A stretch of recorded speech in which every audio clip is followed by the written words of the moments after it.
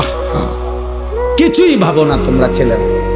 তোমার মায়ের ইজ্জত কি, তোমার বাবার সম্মান কি, তোমার বংশ কি, তোমার আল্লাহ কে, তোমার রসুল কে? না, তোমার মনে যা চাইছে তা, তোমার মনে যা চাচ্ছে তাই। মনে রাখতে হবে আব্বা, চাহিদা পূরণ যে জীবন, মানে শুধু চাহিদা পূরণ, এটা ইনসান না, এটা জানোয়ার।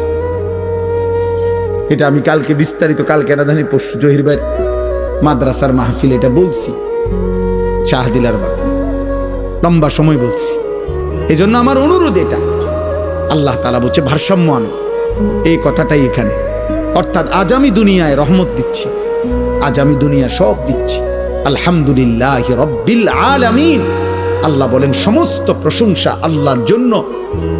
সব প্রশংসা কার জন্য? যদি বলি কেন, আল্লাহ বলবেন নয় কেন?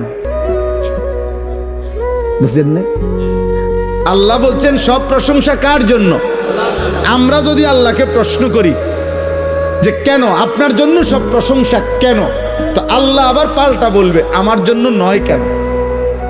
তুমি কও আমার জন্য নয়, অন্য কারো জন্য হতে পারে, কেন সেটা কারণ তুমি কও।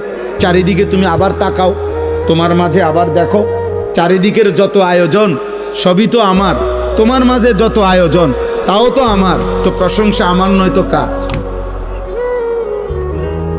চারিদিকের সব আয়োজন কার? আল্লাহর। আমার মাঝে যত আয়োজন কার? তো প্রশংসা কার? আল্লাহ রব্বিল আলামিন। আল্লাহ বলে বান্দা আমি শুধু সৃষ্টি করে ছেড়ে দেই নাই,